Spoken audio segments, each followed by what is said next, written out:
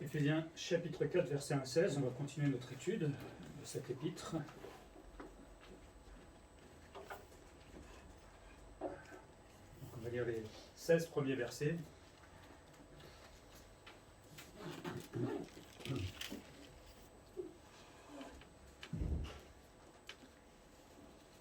On y est. Verset 1.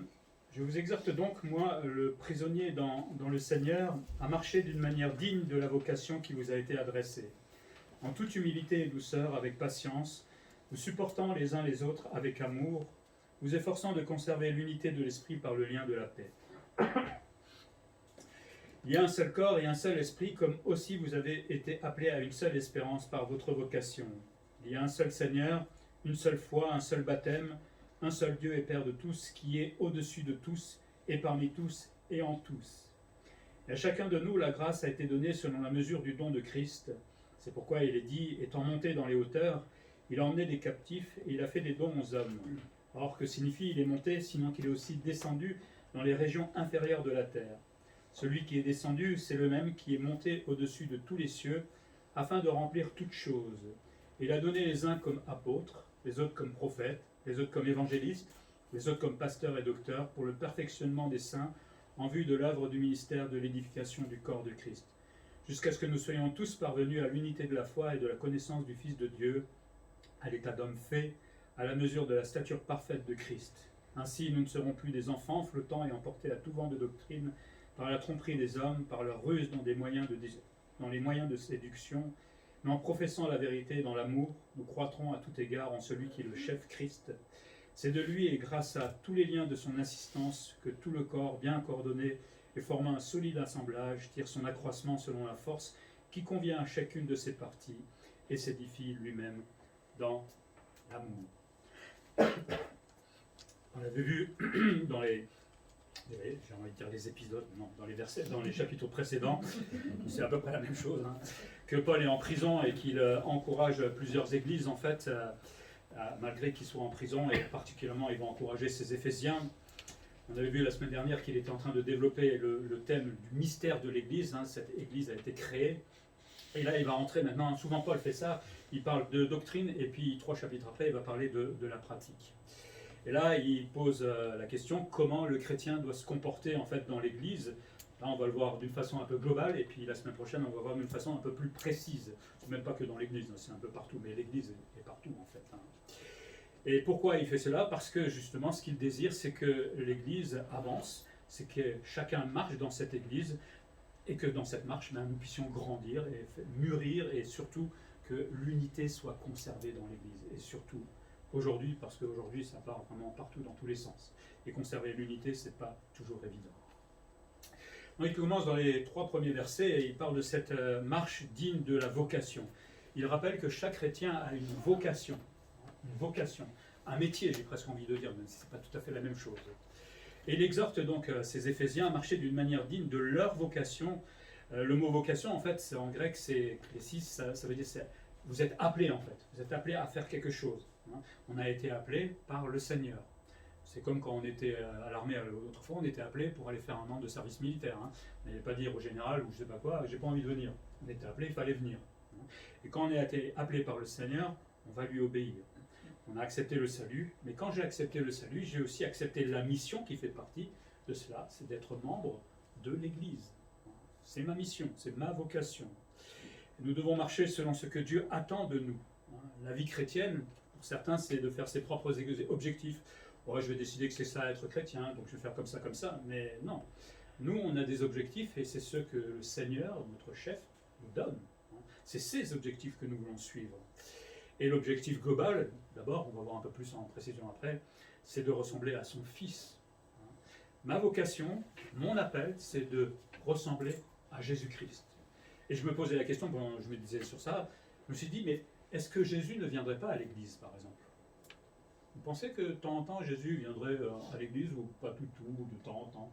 Qu'est-ce que ferait Christ par rapport à sa relation avec l'église? Imaginons qu'il était un simplement. Je pense qu'il serait là tout le temps, non? Je pense qu'il agirait tout le temps dans l'église. Donc, nous, notre objectif, c'est de lui ressembler de plus en plus. On ne devient pas légaliste, on est bien d'accord dans ce que je suis en train de dire. Mais Christ aime l'Église, il a donné sa vie, donc il sera là dans l'Église. Et il va participer à cette Église, il va la bâtir, par sa présence, par son don, comme on va voir plus tard. Et Paul dénote quelques caractéristiques de cette marche, marcher d'une manière digne, c'est-à-dire qui ressemble à celle de Jésus-Christ, à son caractère. Comment était Jésus? Il était gentil, sympa, pote. Des adjectifs, là, Jésus, il était comment? Je vous réveille, là. Hein. Il était juste. Il était juste? Bah ouais, c'est pas mal, ça, déjà. Il y avait un peu plus, quand même. Hein. Il savait être ferme quand il fallait, et il fallait être doux quand il le devait aussi. Il savait à qui s'adresser et ce qu'il devait mériter la personne avec qui il parlait. Quoi. Hein? Il était amoureux. Ah, au moins ça déjà, c'est pas mal. Il aimait les gens. Hein. Et vous voyez, là je vous pose la question, mais je dois ressembler à Jésus-Christ, c'est mon objectif. Mais si je ne connais pas son caractère, à quoi je vais ressembler? Comment je peux connaître le caractère de Jésus-Christ? Bah, donc je vous conseille, comme on est dans la période de Noël, de relire et relire les évangiles et d'essayer de tirer là, de voir comment Dieu, comme disait un peu Willy, comment il se comportait dans telle et telle situation. Hein, parce que nous, on se retrouve des fois dans ces mêmes situations au travail où il y en a qui nous énervent, on a envie de faire boum. Jésus ne faisait pas boum. Hein, voilà. On se comprend. Mais on est là pour essayer de ressembler de plus en plus à Jésus-Christ. Marcher d'une manière digne avec humilité. L'humilité, c'est avoir une opinion humble de soi. C'est être plein de modestie. C'est pas, je suis quand même le meilleur. Hein. Qu'est-ce que je prêche bien? Qu'est-ce que je m'aime? Ben oui, mais je dis ça parce qu'il y en a qui sont comme ça, hélas. Hein. Mais il n'y en a pas besoin de prêcher pour être orgueilleux. Hein. C'est difficile d'être humble, je le concède, hein, parce qu'il faut s'arrêter dans nos réflexes naturels et analyser notre ego et se dire, oula, calmons-nous. Mais Jésus était plein d'humilité, alors que lui aurait pu, il était le roi des rois. Être plein de douceur aussi, c'est la gentillesse de Jésus-Christ. Mais dans cette gentillesse, je parle aussi de fermeté, parce que Jésus était gentil, mais il disait les choses clairement aussi. Hein. Va et ne pêche plus à la femme adultère. Il est gentil, mais il dit les choses aussi clairement. Hein. Donc, c'est pas être gna d'être chrétien. Hein. Ça parle d'aimabilité, mais aussi de fermeté. Et marcher d'une manière digne avec patience. En ce moment, on est en train de travailler la patience, je crois, non? Moi, vous aviez le Covid, mais moi, je commence à en avoir marre. Hein. Mais on voit qu'il faut être persévérant. Et demain, et le 15 décembre, on se dit tout va être réglé. Non, on va partir pour un mois, à mon avis. Mais le mot parle aussi d'être lent à venger les fautes. Il n'y a pas que persévérer, être patient. C'est qu'on est lent aussi à venger les fautes, ou on voudrait la vengeance, etc. Non. On est patient, on est persévérant avec les uns et les autres. Donc Paul nous rappelle que nous avons été appelés, c'est chouette la grâce, mais dans ce package de la grâce, il y a aussi ma vocation. J'ai été appelé pour quelque chose et marcher donc d'une manière digne et selon les critères de Dieu et non pas selon mes propres critères. Et croyez-moi, on le fait. On marche souvent en tant que chrétien selon nos critères. C'est difficile des fois de les éloigner au maximum pour être le plus près de ce que le Seigneur veut. Puis Paul dit marcher avec la bonne doctrine, parce que quand on a une bonne doctrine, on a l'unité. Si chacun d'entre nous on pense autre chose, ben, il n'y aura plus personne à mon avis à un moment, parce qu'on va tous se disputer tout le temps. Et il dit, il y a une seule Église, il y a un seul corps, c'est le corps de Christ. Et ce corps de Christ est né à la Pentecôte, une fois que le Saint-Esprit a été envoyé. C'est clair, là généralement personne se bat là-dessus. Mais l'Église, ce n'est pas une religion, hein, mais c'est la réunion de tous ceux qui ont la foi. Hein. L'Église, ce n'est pas un bâtiment, on pourrait le faire dehors, ça serait la même chose. Mais vous avez foi en Jésus-Christ, vous êtes convertis, vous êtes nés de nouveau, et c'est ça qui forme en fait l'Église. Et c'est ça qui est formidable en fait. On n'a pas besoin de bâtiment pour être l'Église. Un seul corps, un même esprit. Le Saint-Esprit n'a pas différentes doctrines. Quand il a inspiré les Écritures, il ne s'est pas dit, j'espère qu'ils vont penser l'un comme ça, l'autre comme ça. Ce qui se passe aujourd'hui, il n'avait qu'une seule idée. Hein. Donc il n'y a pas 50 idées, et puis le Saint-Esprit ne se contredit pas dans la Bible non plus. Parce que des fois, il y en a qui disent, le Saint-Esprit m'a dit que. Le jour où vous me dites ça, on va parler directement, parce que ça veut dire que vous êtes inspiré, qu'on peut le rajouter dans la Bible, en fait. Et des fois, si quelqu'un me disait ça, ben vas-y, dis-moi ce que tu me dis, on va voir si c'est comparable à la Bible. Et souvent, c'est pas dans la Bible. Donc, c'est pas le Saint-Esprit, c'est mon orgueil. Hein. On se sent tellement spirituel des fois que, moi, ça me fait peur, ces gens-là. Mais bon. Mais S'il y a tellement de doctrines souvent, c'est simplement parce que les hommes interprètent mal ce que le Saint-Esprit a clairement mis dans la Bible. J'avoue qu'il y a des passages qui ne sont pas toujours simples, hein, mais il faut travailler. Hein. On ne peut pas tout savoir, disait Calvin, mais il faut étudier un peu aussi. C'est facile de dire « Ah, je ne sais pas, donc j'ai tombé. » Il faut travailler. Hein. Mais si on interprète mal souvent la Bible, ou s'il y a des doctrines qui divergent, c'est peut-être parce qu'on manque de connaissances. Est-ce que quelqu'un a lu toute la Bible en entier déjà ici? Je sais pas. Moi, en tout cas, plusieurs fois, en l'analysant, en la retravaillant et en revenant. Moi, en relisant Éphésiens et en l'étudiant en ce moment, j'apprends plein de choses. Hein. C'est extraordinaire, en fait. C'est chouette d'être pasteur, en fait, parce qu'on apprend plein de choses.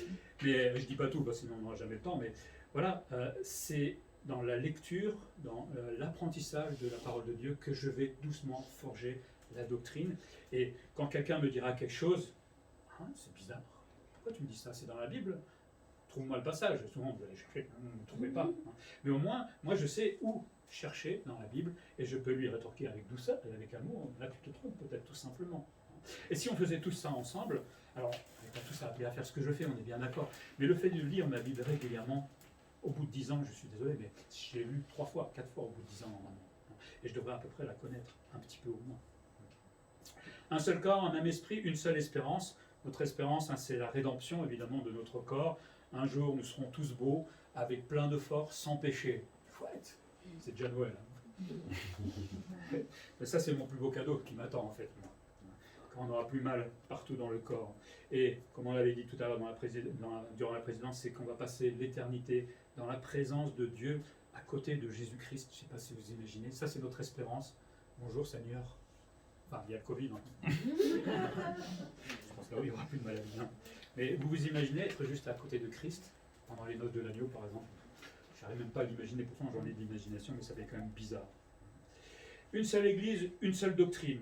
Hein, et dans cette doctrine, il dit il y a un seul Seigneur. Le Seigneur, en grec, c'est le kurios. Ça veut dire c'est celui qui a le pouvoir de décision. Quand je dis que Jésus est mon Seigneur, je lui dis tu as pouvoir de décision sur moi.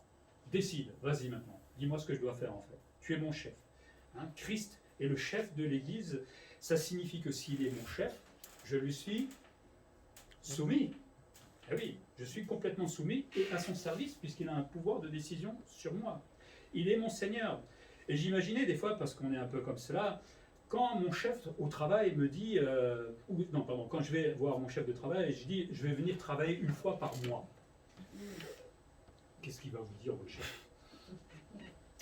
Ou si je lui dis, j'ai pas envie de servir, j'ai pas envie de travailler. Vous êtes content, votre chef, hein? Ou alors, je suis fatigué aujourd'hui, je peux pas venir, hein. Excuse-moi, chef, c'est épuisé. Vous comprenez ce que je veux dire? Ou alors, je préfère être avec ma famille ou avec mes amis plutôt que servir le chef. Je crois que vous allez vous faire licencier. Non? On est bien d'accord. Et ça, c'est juste le petit chef humain, j'ai envie de dire, mais on l'a dit tout à l'heure, Christ est mon chef. Et quand je lui rétorque que je viens travailler une fois par mois, ou je suis fatigué, ou je vais être avec ma famille, ou je crois. Mais vous croyez qu'il dit quoi, le chef, en fait, en face? Qu'il est coulant? Je ne crois pas. Je ne crois pas. Ça, c'est nous qui nous forgeons cette doctrine dans notre tête. Que Jésus, de toute façon, il est plein d'amour, il comprend qu'aujourd'hui, j'ai envie de rester dans mon lit. Hein. Agir ainsi avec Christ, c'est se moquer ouvertement de la grâce et nous conduit à passer de très mauvais moments, certainement plus tard, au tribunal de Christ, si on veut rester dans cette attitude-là. C'est refuser de comprendre ce que ça signifie, soit on n'est pas converti, on n'a pas vraiment compris qu'on a une vocation, qu'on est censé être à l'Église, travailler pour l'Église, soit on n'est pas converti, donc je comprends qu'on n'ait pas envie, soit on est des religieux, on n'est pas plus converti, hein, soit c'est qu'on a un orgueil démesuré qui nous permet de nous dire à notre chef, j'ai pas envie de te servir aujourd'hui, je t'entends pas. C'est ça l'attitude. Et c'est grave quand on y réfléchit un petit peu. Jésus, c'est pas un idiot qu'on met dans la poche, excusez-moi d'être un peu avec des mots bizarres, mais c'est ce qu'on fait des fois, on le prend pour un imbécile. Il est le roi des rois. Je ne sais pas si vous imaginez qui il est. Le roi des rois, le Dieu tout-puissant, à qui on va devoir rendre des comptes un jour. Alors, il est gentil aujourd'hui, il est plein de patience, c'est vrai, c'est clair, mais c'est un vrai chef à qui il faut obéir. Il n'y a que Satan qui pousse le chrétien à lui désobéir, qui dit « Il était fatigué, ne viens pas, allez, saoule pas. » Regarde comment il est bien au chaud dans sa couette. J'y étais bien moi ce matin. Bref. Oui, mais voilà ce que j'aimerais qu'on soit bien au clair, qu'on a un chef, on est censé lui obéir. On le fait très bien dans notre travail parce qu'on veut gagner de l'argent. Mais Christ, souvent, c'est un petit chef et on n'est pas obligé de lui obéir. Il est mon Seigneur. Une seule foi, Une seule doctrine et une seule espérance. Dieu n'a pas 50 messages dans la parole de Dieu, il n'en a qu'un seul. Doctrine et espérance se construisent, on l'a dit tout à l'heure, sur l'approfondissement de la connaissance de la Bible. Et pour cela, évidemment, il faut fréquenter régulièrement l'Église, faire de l'étude personnelle. On verra tout à l'heure que Dieu a donné des dons justement dans ce sens-là. C'est un travail, hein, c'est une vocation. Donc, je suis censé travailler dans ce domaine-là. Mais vu que je vois si peu de monde aux études bibliques, ça veut dire que vous savez déjà tout. Je suis désolé de faire encore des études bibliques pour ceux qui... Mais c'est que vous savez tout déjà. Vous n'avez pas besoin d'apprendre. Je comprends que des fois on ne peut pas, on est bien d'accord. Mais je pense qu'on pourrait être plus nombreux. Ou alors c'est que vous savez tout pour moi. C'est très bien, je suis content pour vous, mais je ne le crois pas. Un seul baptême aussi, par immersion, nous dit la Bible, c'est le mot grec hein, qui dit baptizo, ça veut dire immerger tout simplement. Il n'y a pas 50 baptêmes différents, aspersion, etc. Immersion, Jean-Baptiste quand il a baptisé à l'époque, il allait toujours à un endroit où il y avait beaucoup d'eau. Pourquoi ? Il aurait pu prendre une coupole, mettre de l'eau sur la tête des gens et ça va être réglé. Il est allé là parce qu'il avait besoin d'immerger. Et là, on ne parle pas du baptême encore chrétien, on parle du baptême de Jean-Baptiste, l'immersion. On se souvient que le baptême, c'est des symboles, il ne se passe rien, il n'y a pas de grâce qui est accordée là, comme les catholiques le disent, mais c'est le symbole de la mort et de la résurrection en Jésus-Christ. Quand je le signifie, hein, on va dire publiquement, je montre publiquement ce qui s'est passé avant, hein, quand je me suis converti. Je suis mort en Christ je suis ressuscité quand je sors de l'eau. Et je suis une nouvelle personne. Mais là, je pense qu'on n'a pas de problème, nous, avec le baptême. Hein. Enfin, j'espère. Un seul Dieu, Père de Dieu, est tout-puissant. Là aussi, Paul nous rappelle qu'il n'y a pas de différents dieux. Seul le Dieu de la Bible existe et seul le Dieu de la Bible reste souverain. On va se dire, ah bah oui, hein. On est tous d'accord avec ça, non? Ah oui. Et pourtant, on se forge chacun son Dieu sur ses mesures personnelles. Parce qu'on a des excuses dans notre vie chrétienne. Et à partir du moment que j'ai une seule excuse, je suis déjà en train de bricoler Dieu, quelque part. Hein. Je dis, ah mais Dieu est peut-être coulant dans ce domaine. Non, non, il n'est pas coulant, il est bien mon chef, hein, il n'est pas coulant. Et vous voyez qu'on se forge son propre Dieu. Ou alors peut-être quand on est jeune chrétien, on ne connaît pas encore toute la Bible, hein, donc forcément on va devoir apprendre. Mais ayons toujours conscience peut-être de cela. Est-ce que je suis en train de bricoler mon Dieu ou est-ce que c'est vraiment le Dieu biblique? Il faut avoir ce réflexe de le faire de temps en temps, parce qu'on va se rendre compte qu'on a tellement d'excuses autour de nous qui nous permettent de ne pas le servir, de ne pas le suivre, de ne pas faire ci et ça. C'est terrible. Qu'est-ce qu'on est arrangeant. Mais bon. Donc Paul nous rappelle que le chrétien, dans sa vocation aussi, doit apprendre la saine doctrine, parce qu'avec cette saine doctrine, nous allons plus nous disputer sur tel ou tel point doctrinal. Alors, je ne dis pas qu'on n'aura jamais des divergences, on peut en avoir, on peut en discuter, hein, plutôt que se claquer la porte et partir. Et si on n'arrive pas à comprendre quelque chose, les choses, des fois, moi j'ai mis à comprendre des choses dans la Bible, j'ai mis des années, d'accord? Je n'ai pas claqué la porte de l'église pour autant. On est de côté, on laisse le Seigneur travailler, puis des fois il y a quelqu'un qui va venir vous parler avec vous, hein, je me souviens d'un pasteur qui était venu une fois parler dans un domaine de théologie, et là il m'a fait clic, ça fait hop, et j'ai tout compris d'un seul coup, quoi. Voilà, il y a le petit déclic des fois qui nous manque, mais ça s'est fait dans le dialogue, dans la paix, dans l'amour, et pas en claquant les portes. Hein. On ne peut pas tout savoir, mais moi ce que j'adore, c'est discuter avec les autres, partager, parce que chacun a une autre façon de percevoir les choses. Hein. On arrive toujours à la même doctrine quand même, hein, j'espère. Une troisième chose que Paul nous apprend, c'est une marche accompagnée des dons spirituels. Il le dit ailleurs, chacun d'entre nous avons un don minimum, voire plusieurs dons. Nous avons une vocation, nous avons un service et nous avons des dons à mettre en pratique dans l'Église. Les dons spirituels ne sont jamais à la maison. Ça ne sert pas à la maison. Si je prêchais seul ce matin mon lapin, ça ne vous servirait pas à grand-chose. On est bien d'accord. De toute façon, le lapin, il n'écouterait pas. Les lapins justifient les moyens. Donc. Bref, on va s'arrêter là. Les dons ont coûté très cher à Jésus-Christ. Il est mort sur la croix. Vous êtes déjà mort sur une croix, vous? Pas moi. Ça fait mal. C'est douloureux. Et en plus, il a pris les péchés sur lui, de nous. Et tout cela pour que non seulement on puisse être sauvé, gracié, pour être sauvé de l'enfer, mais aussi pour nous donner des dons. Et ça, on l'oublie souvent. Les dons qu'il nous a donnés, c'est à la croix aussi que tout ça s'est fait. Et en faisant cela, il a dit maintenant, je vais rendre ces personnes que j'ai sauvées, je vais les rendre douées. Plus doués en tout cas. Je vais leur donner un don et ils vont être capables de faire des choses peut-être qu'ils n'étaient pas capables de faire jusqu'à présent. Ou alors je vais utiliser leur capacité naturelle pour les transformer en dons tout simplement spirituels. Jésus nous a rendus doués. Vous le saviez ça? Vous êtes tous doués ici. Des fois, on dit, ah, je suis nul, je ne sais pas quoi faire. Non, vous êtes doué. Il y en a qui regardent. Ah ouais, je ne savais pas. Mais oui, c'est ça. On est tous doués parce que le Seigneur a donné des dons. Des dons grâce à la victoire de Christ. Quand Paul dit il a donné, ça signifie que nous sommes nous, c'est ce qu'il veut dire techniquement, c'est que nous, en tant que chrétiens sauvés, nous devenons des dons offerts maintenant à l'Église. Quand Rémi s'est converti, on l'a pris et on l'a mis dans l'Église et on a dit c'est un don pour l'Église. Et l'Église aujourd'hui profite des qualités et des dons que Rémi nous donne. Et c'est valable pour chacun d'entre nous, si nous les mettons évidemment en pratique. Et là, il y a les versets 4 à 8, on peut peut-être les... Non, pardon, versets 8 à 10, qui sont un peu compliqués. Verset 8, c'est pourquoi il dit, étant monté dans les hauteurs, il a amené des captifs, il a fait des dons aux hommes. Or, que signifie il est monté, sinon qu'il est aussi descendu dans les régions inférieures de la terre.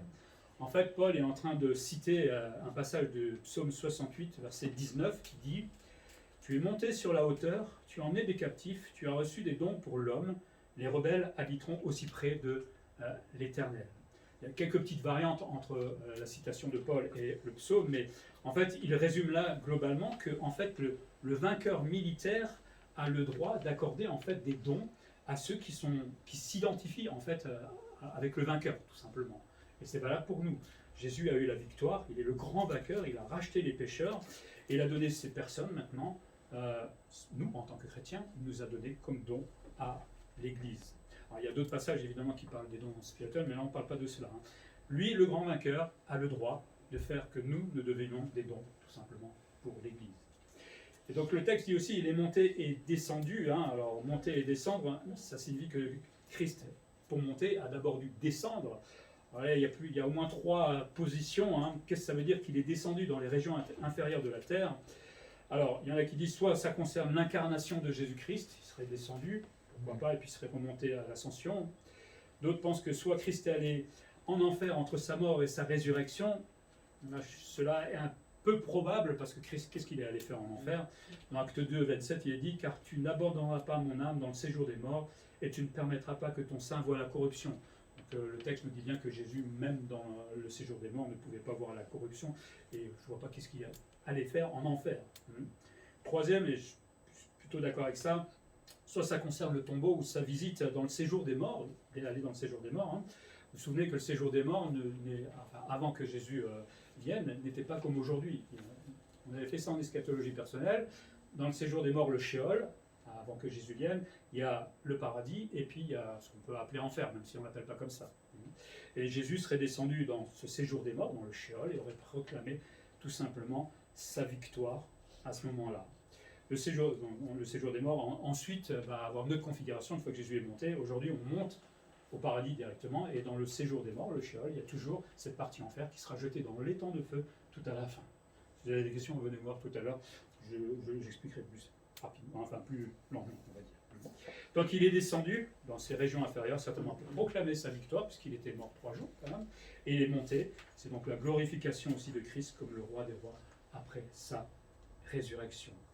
Mais Christ a offert sa vie pour nous, pour fonder l'Église et pour que nous soyons doués tout simplement de ces dons spirituels. Mais quand il nous a donné un don, c'est pas pour le regarder. Si je vous offre une voiture et que vous la prenez jamais, ça vous sert à quoi? Je vous en donnerai, je vous offrerai. Non, il ne restera pas de voiture. Mais voilà, il nous a donné un don, c'est pour l'exercer. Et pour moi, c'est un immense privilège de pouvoir servir le Seigneur. Non seulement maintenant que je me rends compte que Dieu me rend capable, donc je ne peux plus lui dire, parce que ça c'est l'excuse qu'on a souvent, oh, je ne sais rien faire dans l'Église. Non, Dieu me rend capable de faire quelque chose dans l'Église, dans tel ou tel domaine. Donc c'est un privilège de servir Jésus-Christ. Lui, en plus, nous a donné un modèle de service. Pareil, quand on essaie de s'intéresser à son caractère, on peut s'intéresser à son modèle de service. Comment il a obéi au Père? Oh, j'ai pas envie aujourd'hui, fatigué. Et puis la coupe, franchement, papa, elle est un peu dure à avaler. Bon, il a eu un moment quand même de flottement, on va dire, mais bon, on imagine aussi ce que c'était. Non, voilà un modèle de service, toujours alerte, toujours en train d'obéir au Père. Bon, on n'est pas Jésus aussi, on est bien d'accord, mais c'est un modèle pour nous. Et en plus, si le Seigneur me rend capable, me fait de moi quelqu'un de doué pour le servir, ça veut dire que je suis prompt au service, tout simplement. Je ne peux pas trouver d'excuse en disant non, je ne suis pas capable. Si tu es capable, puisque c'est moi qui te rends capable. Et puis il va énumérer au verset 11 quelques dons. D'abord, il va parler des apôtres. Alors aujourd'hui, vous allez sur Facebook, vous avez des tonnes d'apôtres. Je ne sais pas comment ils se qualifient apôtres, parce que les apôtres, ça concernait d'abord les 12 que Jésus avait choisis et qui avaient revêtu l'apostolat ensuite. Dans Actes 1, 21, 22, ils disent qui pouvait être apôtre. Il faut donc que parmi ceux, c'est quand ils allaient choisir de remplacer Judas, il faut donc que parmi ceux qui ont accompagné tout le temps que le Seigneur Jésus a vécu avec nous, depuis le baptême de Jean jusqu'au jour où il a été enlevé du milieu de nous, il y en ait un qui nous soit associé comme témoin de sa résurrection. Il fallait passer du temps avec Jésus, il fallait l'avoir vu monter au ciel pour se dire apôtre. Donc l'apôtre de Facebook, il est vieux, il doit avoir plus de 2000 ans. Il faudrait que je lui parle quand même comment il fait pour avoir une telle longévité. Donc on ne peut pas s'appeler apôtre aujourd'hui. Alors le titre d'apôtre a été donné aussi à Jacques, Barnabas, Andrinocus et Junias. C'est dans Romains. Et possiblement, alors on n'est pas sûr, mais il y en a qui disent oui, non, Silas et Timothée. De toute façon, l'important, c'est que. Et Apollos aussi, j'ai oublié celui-là. Aujourd'hui, il n'y a plus d'apôtre. D'accord ? Il a donné ses dons à un moment d'apôtre, avec des qualités, des capacités de guérir, etc., parce que c'était utile pour commencer l'Église, tout simplement.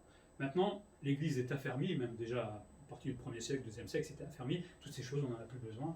L'Église est bien avancée. Donc, il n'y a plus d'apôtres parce qu'on ne peut plus répondre à ces critères aujourd'hui.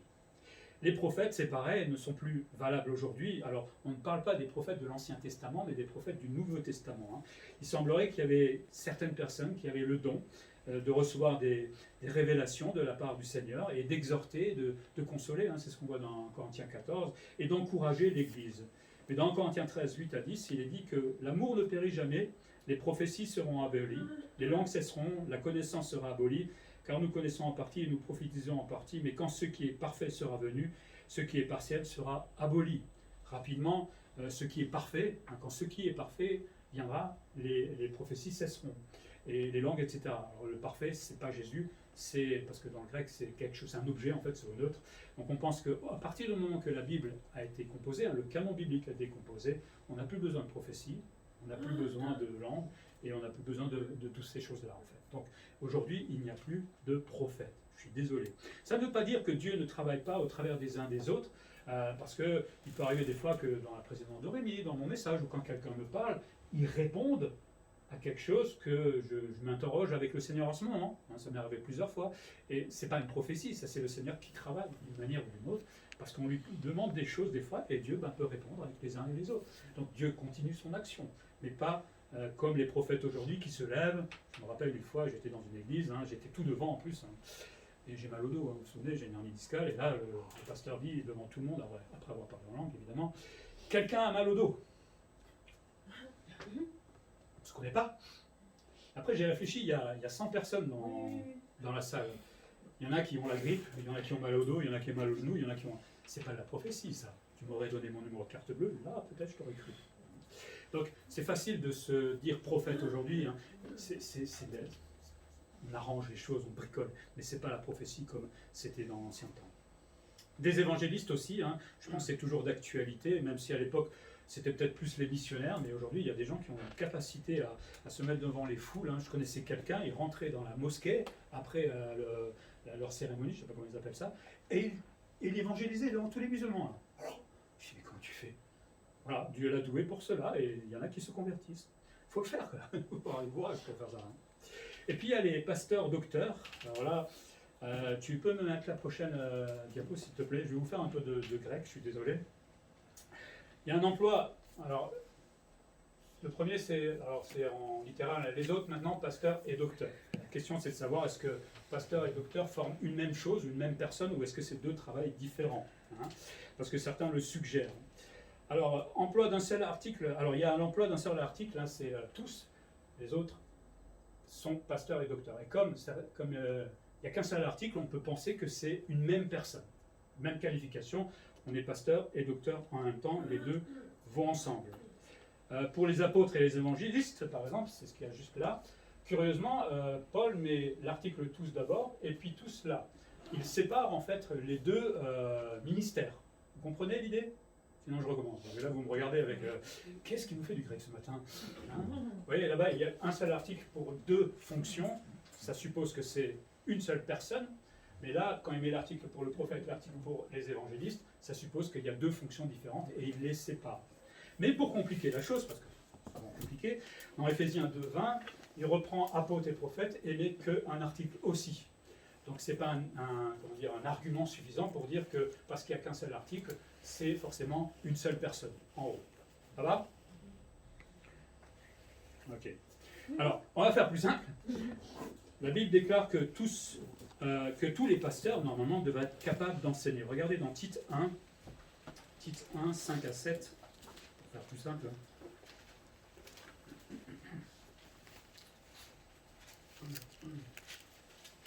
On va enlever la Bible.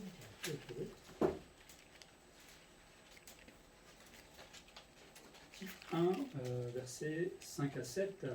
Je t'ai laissé en Crète, c'est Paul qui parle, afin que tu mettes en ordre ce qui reste à régler et que selon mes instructions, tu établisses des anciens dans chaque ville et s'y trouvent quelques hommes irréprochables, maris d'une seule femme, ayant des enfants fidèles, qui ne soient ni accusés de débauche, ni rebelles.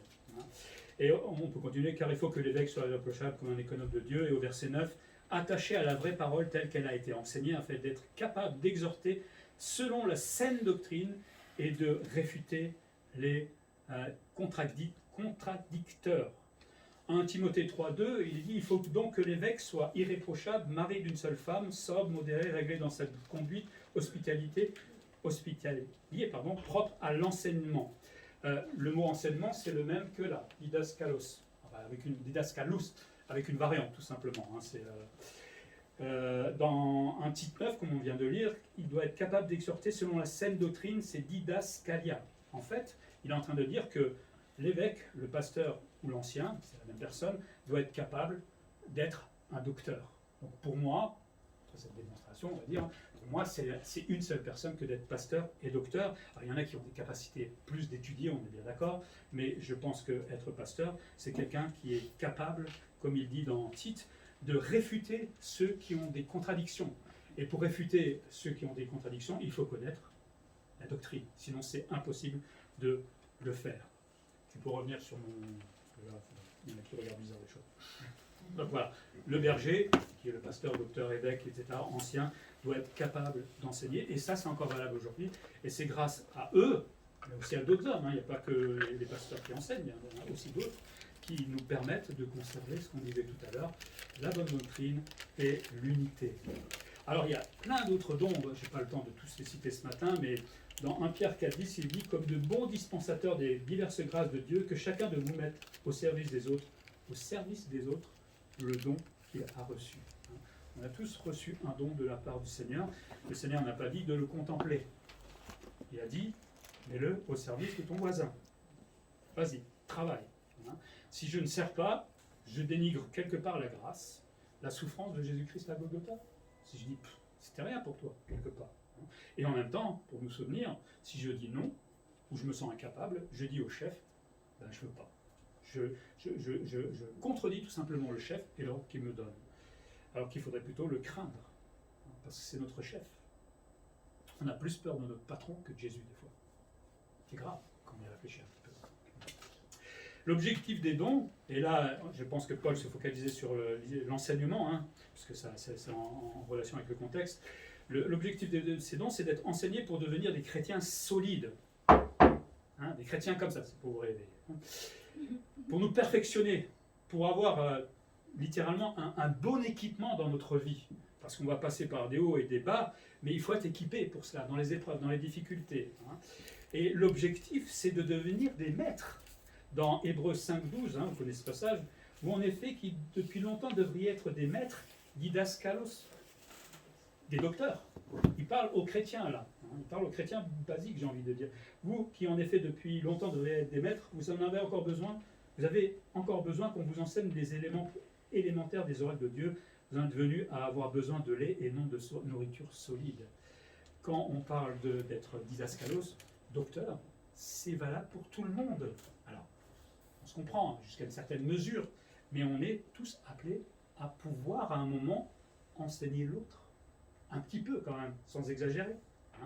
Voilà où est l'objectif, voilà où il est situé. Nous, on le situe souvent là. Je lis de temps en temps ma Bible, comme ça je sais un petit peu de Dieu, mais Jésus, il dit c'est là qu'il faut aller, pas là. Il y a du boulot. Hein. Et justement, être enseigné, ça nous permet de grandir. Si je fréquente l'église une fois par mois, ça fait des bébés spirituels, je suis désolé de le dire. Et un bébé spirituel, c'est facile à écraser. Hop, parce que Satan, il est là, et s'il peut vous écraser, il le fera tranquillement. Donc, moi, ça m'est égal, hein, vous faites ce que vous voulez, c'est pas mon problème. Mais quand vous serez par terre, je vous le rappellerai aussi, surtout si vous n'êtes jamais là à l'église. Je vous rappellerai que c'est lié peut-être, qu'on a besoin de se nourrir. Alors il y en a qui vont me dire, ouais, mais je prie, je crois, je lis la Bible. C'est très bien, c'est formidable. Mais le chef a dit, il faut venir à l'église pour être exhorté, encouragé et être enseigné. C'est pas moi le chef, hein, c'est Jésus-Christ. Donc, vous voyez, l'excuse est tout de suite là. Je fais bien les choses, chef. Tu vois? Oui, mais le chef dit, oui, on est un peu plus que ça. Et puis si tu es chez toi, tu ne peux pas mettre ton don en pratique, puisque c'est dans l'église qu'il faut le mettre en pratique. Vous voyez les excuses qu'on a tout de suite par rapport à notre chef. Il veut qu'on soit enseigné aussi pour édifier l'Église en vue de l'œuvre du ministère. C'est-à-dire que chacun d'entre nous, nous devenons aptes à servir, à mettre son don en action. Dieu nous donne un don, ça ne veut pas dire qu'on est capable de le faire tout de suite. Avant de prêcher la première fois et de tomber presque dans les pommes, quand je l'ai fait, quand j'étais jeune, il y a eu tout un processus derrière, l'apprentissage de la Bible, d'études, etc.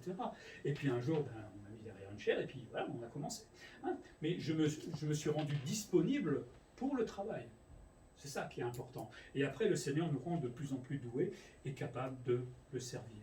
Mon action personnelle, je ne sais pas si vous y avez déjà réfléchi, va permettre que le corps de Christ soit édifié. Ce n'est pas moi qui l'édifie, c'est nous tous. Chacun d'entre nous, quand nous mettons le don en marche dans notre vie, je commence à édifier le corps de Christ. Si je reste chez moi, c'est-à-dire que je ne sers pas, ben j'empêche l'édification tout simplement de notre Église. Et si des fois les églises rament, c'est parce que je l'empêche, à cause du fait que je n'ai pas compris ma vocation, parce que je n'ai pas compris que je dois participer à cette église. Je ne dis pas qu'il faut être là 24 sur 24, on est bien d'accord, je vous mettrai dehors si vous faites ça, d'accord? Mais on se comprend bien. On a notre rôle à faire et il faudrait bien, et j'aimerais bien que durant cette nouvelle année, chacun puisse vraiment trouver son don et se sentir doué par le Seigneur, parce que moi c'est un privilège que Dieu nous donne. Et se dire, je travaille à l'édification de Jésus-Christ avec le don que le Seigneur m'a donné. Je ne vais pas essayer d'être jaloux du don de l'autre, avec le don que le Seigneur m'a donné. Et tout ça pour aussi être enseigné, pour conserver l'unité de la foi dans la connaissance de Christ. Pour conserver l'unité, c'est pas un miracle, hein. On revient toujours à la même chose. On va devoir apprendre davantage, et encore, et encore. Alors, si vous êtes lassé peut-être d'apprendre, peut-être arrêtez de lire le psaume 23 tout le temps. Allez dans Deutéronome une fois. Hein, parce que c'est vrai qu'on relit, même moi qui ai lu plusieurs fois, des fois je reviens sur les passages, vous savez, je connais maintenant quoi. Mais allez ailleurs, osez. Zacharie, osez Apocalypse, osez. Hein, et comme ça, vous allez vous rendre compte que tiens, finalement je ne comprends pas tout encore. Ah, je dois apprendre. Et je dois apprendre, et le Seigneur veut justement que l'on apprenne de plus en plus. Il dit ça, c'est pas pour nous embêter, c'est pour qu'on ne soit plus trompé en fait par les faux docteurs. Et aujourd'hui, les faux docteurs, il y en a à la peine. Hein, et de devenir ces enfants emportés à tout vent de doctrine qui ne vérifient pas ce qui est écrit dans la Bible. Hein. Si je vous disais tout à l'heure, donnez-moi tous 20 € parce que je suis votre pasteur, que vous allez faire? Mose a dit, mince, je ne sais pas. Ou comme j'ai vu, allez manger de l'herbe tout à l'heure, allez brouter de l'herbe. Bon, ouais, je ne rigole pas là, ça existe, et ils vont brouter l'herbe. Je ne sais pas où ils ont vu ça dans la Bible. Mais là c'est satanique, hein. Je suis désolé, c'est satanique. C'est pour que je sois, moi, fort, solide, et ne plus être trompé. Pour professer aussi la vérité dans l'amour, parce que quand je vais témoigner, j'ai envie de dire la vérité, non? Mais si l'autre commence à connaître un peu la Bible, là vous avez le mal. Hein. Qu'est-ce que je lui réponds à ce moment-là? On ne demande pas d'être des docteurs, des théologiens, c'est pas ça. Il y a un minimum quand même. Hein. Il y a l'Ancien et le Nouveau Testament dans la Bible, c'est bien qu'on le sache déjà. Vous le savez. J'exagère. Et pour croître en Christ, le chef de l'Église, ressembler de plus en plus à notre Seigneur. C'est grâce à Jésus que nous pouvons former, nous dit Paul, un corps bien coordonné. J'aime bien cette image, hein. Cette Église qui est solide, que rien ne peut faire tomber. Ah, on va être chahuté de temps en temps parce que on se dispute, parce que quelqu'un va fiche la pagaille à l'intérieur, mais on est bien coordonné parce qu'on est ancré dans la doctrine, parce qu'on veut l'être, parce qu'on peut peut-être pas être pour l'instant, mais on a envie de l'être, on écoute au moins, on est capable de discuter, et là, on est bien coordonné et on avance. Et si le vent vient, ben, la maison va tout simplement tenir. C'est un solide assemblage, une unité de tous les membres. On parle d'articulation là. Ça va vos membres, ils fonctionnent bien là, vos articulations, pour ceux qui ne sont pas trop vieux, hein, on est bien d'accord. Mais c'est bien quand ça marche ensemble. Non, c'est mieux que si le bras commençait à partir. Quoi, reste là. Hein. Mais c'est la même idée dans l'Église. Si chacun fait un peu n'importe quoi, ben, on ne peut pas avancer, on ne peut pas croître dans cette unité. Croître, dit Paul, avec la force de chacun. C'est ça qui est formidable. Il y en a qui sont plus forts, plus avancés, plus vieux dans leur vie chrétienne. Il y en a qui viennent de commencer. Mais chacun, à sa place, va participer à l'édification de l'Église. C'est formidable. Hein. Dieu ne nous demande pas de devenir des théologiens pour commencer à nous mettre à travailler dans l'Église. Il prend le jeune converti, il lui a donné un don. Allez, tu peux commencer à faire quelque chose dans l'Église. C'est formidable, moi, je trouve. Et donc, chacun peut aussi grandir à son rythme, tout en participant, tout simplement, à l'édification de l'Église. Et l'idée, c'est de grandir ensemble. Et tout ça pour nous édifier dans l'amour, dans un amour pur, hein, véritable, et quand l'amour est pur et véritable, avec ses petites disputes, avec ses pardons, mais là, ça va permettre l'unité, et quand on est unis, eh ben on est fort, et plus personne ne peut rien contre nous, tout simplement. Christ est aussi mort pour nous donner des dons, et ça, il faut bien s'en souvenir, et ça doit être précieux à nos yeux, très précieux, et quand je dis que c'est précieux, ça veut dire que je dois identifier ce don-là, et le mettre au travail dans mon Église. Pour terminer, après donc avoir développé le mystère de l'Église et rappelé la chance d'être membre de l'Église, vous êtes content d'être membre de l'Église? Je ne parle pas administrativement parlant, je parle membre de l'Église, du corps de Christ. Ça, c'est le moment. Ouais. Oui. Tu peux. Ok, mais là, le Seigneur nous rappelle nos responsabilités, notre vocation. Ma vocation, c'est garde à vous devant le chef, j'ai envie de dire. Je me rappelle quand j'étais militaire. Garde à vous devant le chef. Pas un petit garde à vous. Qu'est-ce que tu veux, Seigneur? Je suis à ta disposition. Et je rappelle, enfin c'est Paul qui le rappelle, que ce service passe par la formation. Donc apprendre, c'est une formation obligatoire, constante. C'est pas quand j'ai envie. Hein. C'est pas une formation en ligne sur YouTube que je regarde de temps en temps. C'est constant normalement et obligatoire. C'est ma vocation, normalement, d'être enseigné aussi dans l'Église. Et en plus, et non seulement d'être enseigné, et de mettre en pratique ces dons tous les jours dans l'Église. Si j'étais pas là si j'étais dans l'Église une fois par mois pour enseigner, un peu l'heure vous gênez, donc ça va, donc je crois que je vais prendre des vacances, ça ne servirait pas à grand chose en fait. C'est bien que je sois des fois pas là parce qu'il faut aussi que je me repose, mais c'est pareil. Moi je veux profiter du don de Mimo, je veux profiter du don de Willy, je veux profiter du don de chacun d'entre vous dans l'Église. Et c'est formidable. Alors oui, on est malade, on ne peut pas venir une fois, c'est pas la fin du monde, mais tout ça, le Seigneur le veut dans l'Église. Sans ces étapes, sans cette formation obligatoire, eh ben, ça sera difficile de maintenir l'unité de l'Église et de la faire grandir. On n'y arrivera pas. Moi, je pose la question simplement à tout le monde. Hein. Quel est mon rapport avec l'Église de Jésus-Christ qui a été acquise par son sang à Golgotha? Quel est mon rapport? Est-ce que c'est un loisir? Ah non, non. Mais si je viens une fois de temps en temps, c'est un loisir, je suis désolé de le dire. Est-ce que c'est une religion? Parce que je veux bien faire, je viens de temps en temps à l'église pour calmer ma culpabilité peut-être? Où j'en suis dans ma relation avec l'église? L'église, c'est ici, c'est le dimanche matin, c'est le vendredi, c'est chaque fois qu'on a une activité qu'on peut être là, évidemment. Chacun peut se poser la question, c'est pas à moi de répondre pour vous, mais si on a un nouvel rapport avec l'Église peut-être, ou pas suffisant, peut-être qu'on peut changer d'attitude tout simplement. Et c'est ce que Paul nous dit dans cette épître aux Éphésiens, et de commencer peut-être aussi à considérer que nous avons un véritable chef, qu'on va croiser un jour, le roi des rois dans le ciel, et qu'il nous demande de lui obéir tout simplement. On va prier.